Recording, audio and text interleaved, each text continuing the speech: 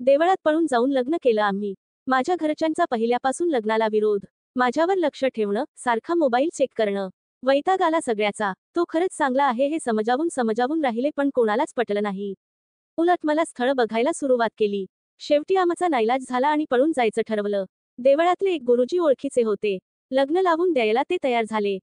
मुलाकडच्यांना काहीच अडचण नव्हती. त्याचं घर खेड्यातलं. दिराने देखील मदत केली लग्नासाठी. माझ्या घरी कळालं आणि सगळा कालवा झाला. भावाने बोलणं सोडून दिलं. कित्येक दिवस आईवडीलही बोलत नव्हते, आता थोडे थोडे बोलतात. सगळ्या गावात त्यांची चीथू झाली. नातेवाईकांनी येऊन आईलाच दोष दिला. घरात मी लाडकी, असलं काही करेल यावर कोणाचा विश्वास बसत नव्हता. पप्पांनी तर किती दिवस जेवणच सोडलेलं. सगळ्यांनी मनवून त्यांना धीर दिला. भावाचे मित्र मला फोन करायचे. ताई तू चुकीचं केलं, असं पळून जायला नको होतं. घरच्यांची काय अवस्था झालीये माहितीये का तुला? तुझा भाऊ अक्षरशः रडला परवा. मला सगळं कळत होतं, पण मला याला गमवायचं नव्हतं. प्रेम करायचे मी मनापासून. घरच्यांना तो नाही आवडायचा. कधीच लग्न लावून नसतं दिलं आमचं. लग्नाआधी तसा शरीरसंबंध नव्हता आलेला आमच्यात. किस झालेली. एकदा फिरायला गेलेलो तेव्हा त्याने सेक्स करण्याचा प्रयत्न केलेला पण मी तयार नव्हते. लग्न झाल्यानंतर सतत संभोग व्हायचा. सकाळी मी लवकर उठायचे, सगळ्यांसाठी चहा करणं, मग जेवणाची तयारी.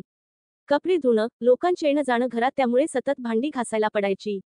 घरात आमच्या 6 माणसं, सासू सासरे, दीर, नणंद आणि आम्ही दोघं.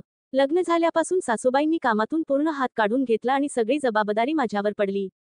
आज वर्ष होत आलं लग्नाला. पोटात लेकरू आहे. आंधळ्या डोळ्याने पाहिलेली सगळी स्वप्न खोटी ठरलीयेत.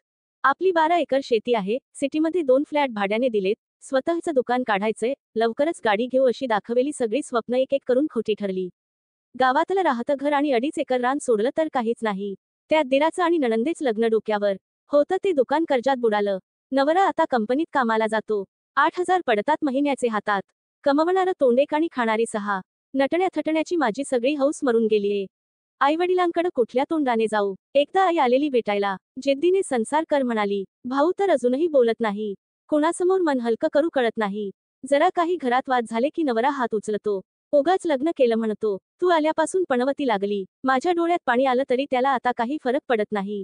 रात्री लगट करण्यापुरता जवळ ओढतो. प्रेम कुठं गेलं काही पत्ता नाही. लग्न करून फसले मी. आयुष्याची वाट लागली. चूक झाली. पश्चाताप होतो, पण काय करणार? आता माघारी वाट नाही. एकदा पाऊल उचललं, आता मलाच हे निभवावं लागणार. जे नशिबी आले ते भोगावं लागणार. सगळं तोडून जावं तर कुठं जाणार? आलेला दिवस ढकलायचा. पोटातल्या लेकरासाठी. अज्ञात.